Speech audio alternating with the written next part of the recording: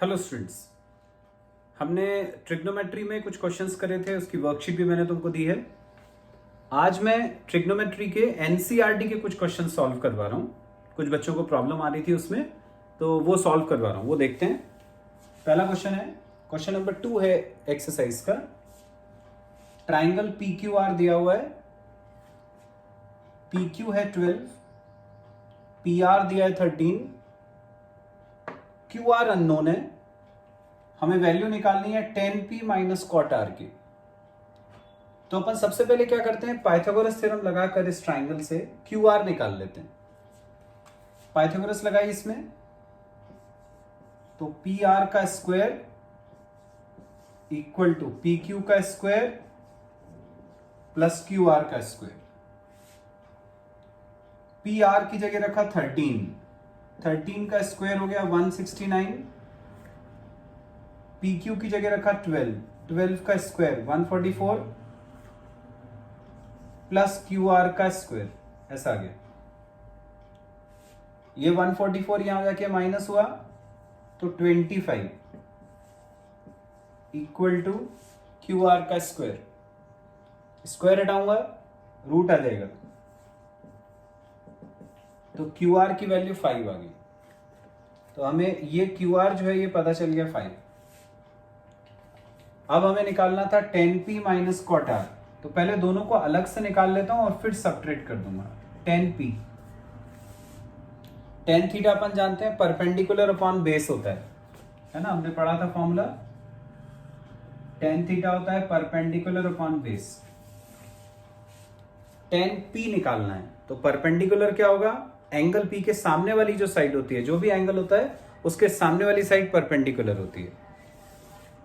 तो 10p, p के लिए परपेंडिकुलर हुआ QR, ये हो गया परपेंडिकुलर अपॉन बेस, ये PQ, ठीक है। tan theta perpendicular upon base. Value दोनों की पता है, QR और PQ की, रख देते हैं। QR की वैल्यू है 5 अपॉन PQ की वैल्यू है 12, ये तो ये अपना 10p आ गया। अब हमें क्या निकालना है, कॉट आर। अब अपन निकालते हैं कॉट आर। कॉट क्या होता है, कॉट होता है tan का उल्टा। tan का उल्टा मतलब tan था परपेंडिकुलर अपॉन बेस, तो ये हो जाएगा बेस अपॉन परपेंडिकुलर, ये कॉट आर। इसमें वैल्यू रखेंगे b और p की, b और p की। एंगल r के लिए, एंगल r के लिए ये परपेंडिकुलर, ये बेस, ठीक है। तो बेस कितना हो गया अपना Q R upon perpendicular angle r के सामने वाला पी क्यू। ये इसमें रखी वैल्यू 5 अपॉन 12, 5/12, ये कॉट आर आ गया। अब क्या करना है, माइनस, सब्ट्रैक्ट करा दोनों को। 10p माइनस कॉट आर, तो 5/12 माइनस 5/12 कैंसिल, वैल्यू आ गई 0 आ गया। यही अपन को निकालना था, गॉट इट। नेक्स्ट क्वेश्चन है बच्चों, क्वेश्चन नंबर 4 है एक्सरसाइज का। 15 कॉट ए इक्वल टू 8 दिया है, हमें निकालना है साइन ए एंड सेक ए। सबसे पहले अपन यहां से 15 को नीचे ले जाते हैं, तो कॉट ए हो गया 8/15। अब कॉट क्या होता है, tan का उल्टा। tan होता है परपेंडिकुलर अपॉन बेस, तो कॉट हो जाएगा बेस अपॉन परपेंडिकुलर। ये बेस अपॉन परपेंडिकुलर हो गया 8/15। मैंने पहले भी बताया कि यदि इन दोनों का रेशियो 8/15 है, तो उसका मतलब ये नहीं होता कि ये 8 है ये 15 है। तो अपन क्या कर सकते हैं, b को मान सकते हैं 8k और p को मान सकते हैं 15k। ये बेस हो गया, ये परपेंडिकुलर हो गया। अब इससे अपन हाइपोटेन्यूज निकाल लेते हैं, under root p square plus b square, इसका स्क्वायर, तो ये हो जाएगा 225k स्क्वायर प्लस इसका स्क्वायर 64k², दोनों को ऐड करा तो ये हो जाएगा 289k²। 289 का रूट होता है 17, तो हाइपोटेन्यूज आ गई 17k। तो तीनों साइड पता चल गई, बेस, ये परपेंडिकुलर, ये हाइपोटेन्यूज। अब क्या निकालना है, साइन ए और सेक ए। साइन ए निकालते हैं। साइन ए, साइन होता है परपेंडिकुलर अपॉन हाइपोटेन्यूज। परपेंडिकुलर है 15k अपॉन हाइपोटेन्यूज है 17k। k से k कट जाएगा, आ गई साइन ए की वैल्यू। सेक ए निकालना है। सेक होता है कॉस का उल्टा। कॉस होता है बेस अपॉन हाइपोटेन्यूज, तो ये हो जाएगा हाइपोटेन्यूज अपॉन बेस। हाइपोटेन्यूज कितनी है 17k अपॉन बेस। बेस कितना है 8k। k से k कट गया, सेक ए की वैल्यू आ गई 17/8। Got it. नेक्स्ट क्वेश्चन है बच्चा, क्वेश्चन नंबर 6। क्वेश्चन है बोला है angle A and angle B are acute angles such that cos A equal to cos B। Prove that angle A equal to angle B. तो अपन को ये दिया हुआ है कि दो एक्यूट एंगल्स हैं, एंगल ए और एंगल बी, वो इक्वल हैं, और ये भी दिया हुआ है कि cos A और cos B इक्वल है। प्रूव करना है कि एंगल ए और एंगल बी इक्वल होंगे। तो अपन दो ट्राइंगल बनाते हैं, एक में एंगल ए को एक्यूट एंगल लेंगे, एक में एंगल बी को एक्यूट एंगल लेंगे।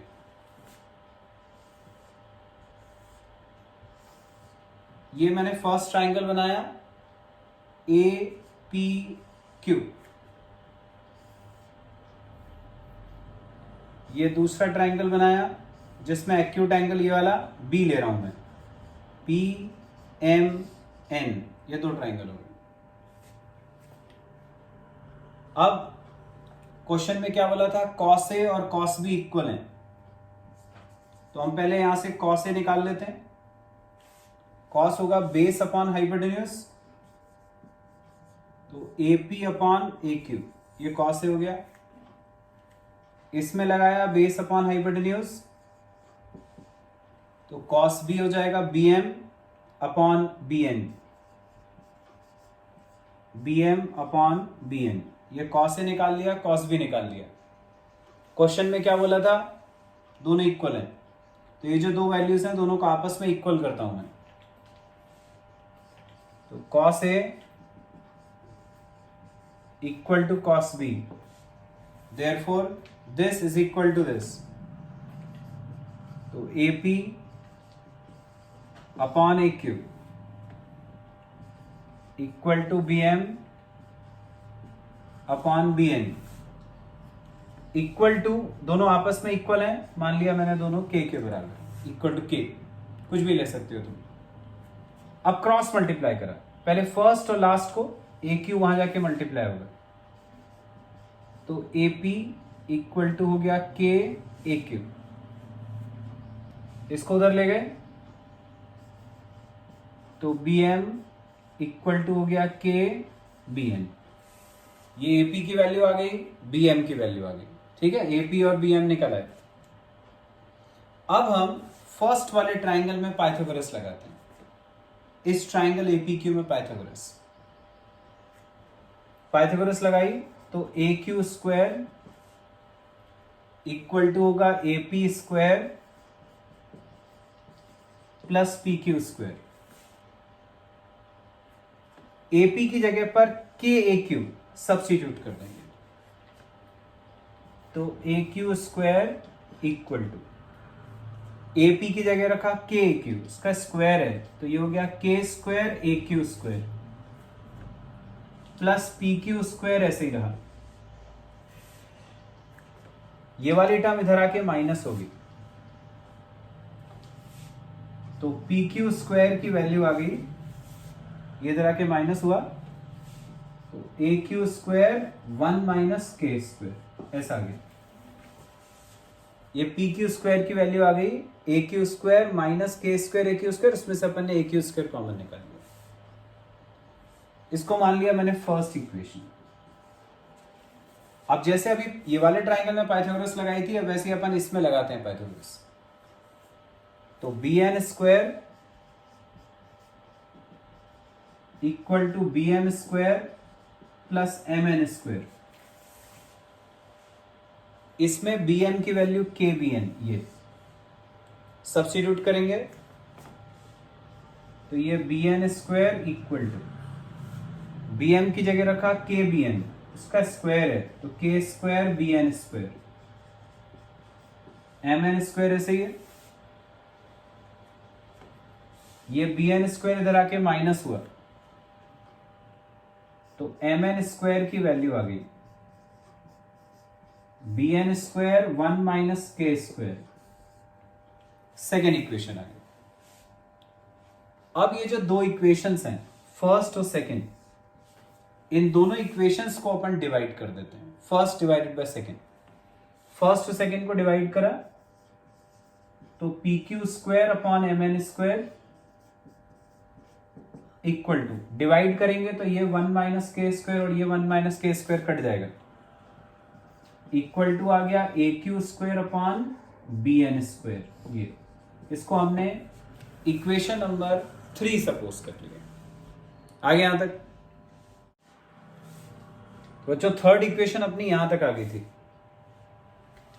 इसमें हम यदि रूट ले लें तो ये आ गया P Q upon M N, square हट जाएंगे सबके, equal to A Q upon B N. यहां तक आ गए अपन थर्ड इक्वेशन से। ये जो इक्वेशन लिखी थी अपन ने गिवन कंडीशन से, cos A equal to cos B से अपन ने ये बनाया था सबसे पहले। यदि हम इसमें क्रॉस मल्टीप्लाई करें, इसको इधर ले जाएं, इसको इधर, तो क्या हो जाएगा ये A P upon B M, A P upon B M equal to A Q उधर, तो ये हो गया A Q upon B N, ऐसा आ गया। अब तुम देखो दोनों की आरएचएस सेम है। ये यदि आरएचएस सेम है मतलब अपन इन सबको इक्वल करके लिख सकते हैं। Therefore P Q upon M N equal to हो जाएगा A P upon B M equal to हो जाएगा A Q upon B N. ये कंडीशन आ गई, ठीक है। एक आरएचएस अपन ने यहां से निकाली और एक इसमें क्रॉस मल्टीप्लाई करा था, तो ये जो दो कंडीशंस थी दोनों की आरएचएस सेम थी तो एलएचएस भी सेम हो गई, तो ये तीनों बराबर आ गए। अब क्या हुआ इससे, देखो ये किसकी साइड्स हैं, पी क्यू, पी क्यू इस ट्राइंगल की साइड है अपॉन एम एन इस ट्राइंगल की side, equal to A P upon B M, A P ये वाली साइड अपॉन बी एम ये वाली side, equal to A Q by B N, A Q इसका हाइपोटेन्यूज, बी एन इसका hypotenuse. मतलब अपन ने क्या प्रूव कर लिया कि दोनों ट्राइंगल में जो इनकी करस्पॉन्डिंग साइड्स का रेशियो है वो बराबर है। ये वाली साइड अपॉन ये वाली साइड इक्वल टू ये वाली साइड अपॉन ये वाली साइड इक्वल टू ये वाली साइड अपॉन ये वाली साइड। जब दो ट्राइंगल्स में तीन साइड्स का रेशियो बराबर होता है, तीन साइड्स इक्वल टू नहीं है पर रेशियो बराबर है, जब इक्वल होती हैं तीनों साइड तो अपन उनको बोलते हैं कॉन्ग्रुएंट ट्राइंगल्स। यहां पर तीनों साइड का रेशियो बराबर है।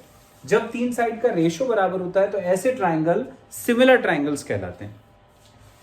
तो ट्राइंगल ए पी क्यू, पूरा चैप्टर है इस साल अपने को सिमिलर ट्राइंगल्स, तो triangle A P Q similar हो गया ट्राइंगल बी एम एन के, तो ट्राइंगल सिमिलर हो गए।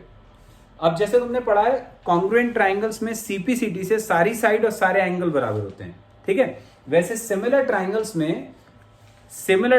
में सारी साइड और सारे एंगल इक्वल ना होकर सिर्फ एंगल इक्वल होते हैं, ठीक है। साइड्स इक्वल नहीं होती, सिर्फ एंगल इक्वल होते हैं।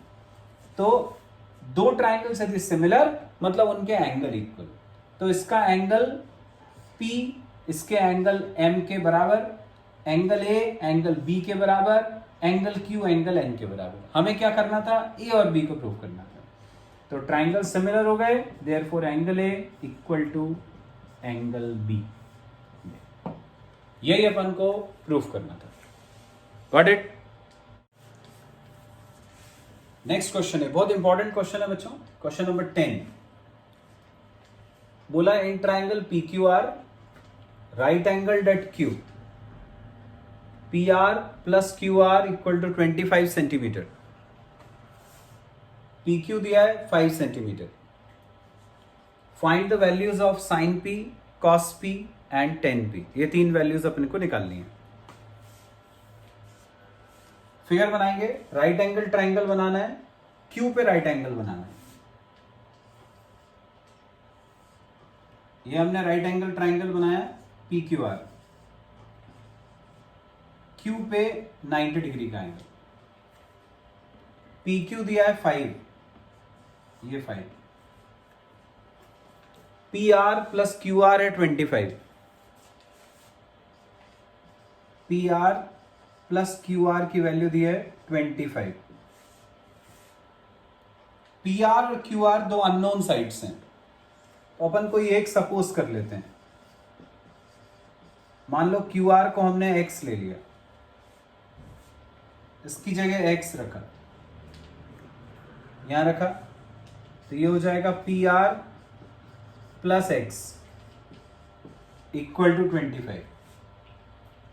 तो यहां से पी आर की वैल्यू आ जाएगी 25 माइनस एक्स, ये पी आर निकल आया, ये मैंने यहां रख दिया 25 माइनस एक्स। अब इस ट्राइंगल में पाइथागोरस लगाते हैं। मैं कोशिश कर रहा हूं कि किसी तरह से x निकल आए, x आ जाएगा तो ये वाली साइड भी आ जाएगी, तो ये भी आ जाएगी। ट्राइंगल पी क्यू आर में पाइथागोरस लगाते हैं, तो पी आर का square equal to P Q का स्क्वायर प्लस क्यू आर का स्क्वायर। पी आर की जगह रखना है 25 माइनस एक्स, ये रखा अपन ने पी आर की जगह, इसका स्क्वायर है पी क्यू 5 का स्क्वायर 25, क्यू आर की जगह x, उसका स्क्वायर ये एक्स स्क्वायर। इसको a minus B whole square के फॉर्मूले से ओपन करेंगे, तो a स्क्वायर तो 625 प्लस बी स्क्वायर तो एक्स स्क्वायर माइनस 2ab तो माइनस 50x, ठीक है, a minus B whole square लगा रहा हूं, minus 50x equal to 25 plus X square वहां पे था वो वैसे का वैसे ही, ये एक्स स्क्वायर और ये वाला एक्स स्क्वायर कट गया, 25 को हम यहां ले आते हैं, 50x को वहां ले जाते हैं, ये हो जाएगा 625 माइनस 25, 625 माइनस 25, माइनस 50x उधर गया इक्वल टू 50x, 625 माइनस 25 हो गया 600 इक्वल टू 50x, 50 नीचे जाएगा तो x की वैल्यू हो गई 600 अपॉन 50, ये कट गया 12, तो x अपन को पता चल गया 12। कोशिश अपनी यही थी कि x निकला है तो अपन को बाकी दो साइड्स पता चलने वाली थी, तो x आ गया, x आ गया तो उससे क्यू आर आ जाएगा, क्यू आर हो गया 12, पी आर आ जाएगा 25 माइनस एक्स था, x की जगह 12, तो ये आ गया 13, तो क्यू आर आ गया, पी आर आ गया, ठीक है, पी क्यू पहले ही पता था, बस अब तो जो मर्जी है निकाल लो। साइन पी निकालना है, साइन पी, साइन होता है परपेंडिकुलर अपॉन हाइपोटेन्यूज, ठीक है, परपेंडिकुलर अपॉन हाइपोटेन्यूज। हमेशा मैंने बोला है परपेंडिकुलर वो होता है जो एंगल के सामने वाली साइड होती है, यहां पर एंगल है P, तो P के सामने वाली साइड, P के सामने वाली साइड है QR, ये हो गया परपेंडिकुलर अपॉन हाइपोटेन्यूज, हाइपोटेन्यूज होती है 90 के सामने वाली साइड PR, ये PR, वैल्यू रखेंगे QR की वैल्यू 12 अपॉन PR की वैल्यू 13, साइन P आ गया बिल्कुल इसी तरह से अब cos p और tan p निकालना है। cos p ये होता है base upon hypotenuse, angle p ले रहे हैं तो ये बेस ये hypotenuse, P Q by P R, P Q by P R, P Q कितना है 5 पहले दिया हुआ था, अपॉन पी आर हमने निकाल लिया था, ये था 13 आ गया, साइन पी आ गया, कॉस पी आ गया। बिल्कुल इसी तरह से अब तुम टेन पी भी निकाल सकते हो। Got it? बहुत इंपॉर्टेंट क्वेश्चन था, सॉल्व कर लिया अपन ने। तो बच्चों अपने क्वेश्चंस कैसे सॉल्व करते हैं ट्रिग्नोमेट्री के वो सीख लिए। एक बहुत इंपॉर्टेंट बात है जो मैं तुम्हें बताना चाहता हूं साइन थीटा कॉस थीटा से रिलेटेड। हमेशा ध्यान रखो बच्चों कि साइन थीटा और कॉस थीटा की वैल्यू हमेशा लेस देन 1 होती है। साइन थीटा और कॉस थीटा कभी भी 1 से ज्यादा नहीं हो सकता, ठीक है? उसका रीजन मैं तुम्हें समझा रहा हूं यहां पे। देखो साइन थीटा जो है ये तुम्हें पता है परपेंडिकुलर अपॉन हाइपोटेन्यूज होता है। कॉस थीटा हमें पता है बेस अपॉन हाइपोटेन्यूज होता है, ठीक है? कॉस थीटा है base upon hypotenuse, sine theta होता है परपेंडिकुलर अपॉन हाइपोटेन्यूज। अब तुम्हें पता है कि राइट एंगल ट्राइंगल में परपेंडिकुलर और बेस दोनों ही हाइपोटेन्यूज से छोटे होते हैं। Hypotenuse is the biggest side of right angle triangle. तो परपेंडिकुलर जो है वो हाइपोटेन्यूज से छोटा होता है हमेशा। सिमिलरली बेस जो है ये भी हाइपोटेन्यूज से छोटा होता है। अब यदि अपन इसमें h को नीचे ले गए तो p upon h less than 1 हो जाएगा। इसमें तुम h को नीचे ले जाओ तो b upon h less than 1 हो जाएगा। p अपॉन h क्या होता है? p अपॉन h था साइन थीटा, उसकी जगह अपन साइन थीटा रख दें तो आ गया साइन थीटा लेस देन 1। तो हमेशा याद रखो कि साइन थीटा की वैल्यू हमेशा 1 से छोटी होती है। b अपॉन h की जगह cos थीटा रखेंगे तो क्या आ गया? cos theta less than 1। तो cos थीटा की वैल्यू हमेशा 1 से छोटी होती है। तो एक इंपॉर्टेंट पॉइंट है जो याद रखना है अपन को, sine theta and cos theta are always less than 1। कभी मान लो कोई क्वेश्चन आया और तुमने साइन थीटा की वैल्यू निकाली और वो मान लो वैल्यू आ गई 5/3 जो अपन को था 1.66 होता है, तो तभी अपन को पता चल जाता है कि उसमें कहीं हमने मिस्टेक करी है, क्योंकि साइन थीटा 1 से ज्यादा हो नहीं सकता। Same is true for cos theta. Tan theta के लिए देखें ऐसा कुछ होता है क्या? टेन थीटा होता है परपेंडिकुलर अपॉन बेस, लेकिन परपेंडिकुलर और बेस में कोई भी बड़ा कोई भी छोटा हो सकता है। तो इसमें अपन ऐसा कोई रिस्ट्रिक्शन नहीं कह सकते कि परपेंडिकुलर ही बड़ा होगा कि बेस ही बड़ा होगा। इसलिए टेन थीटा की वैल्यू में ऐसा कोई रिस्ट्रिक्शन नहीं कि टेन थीटा हमेशा 1 से छोटा होगा।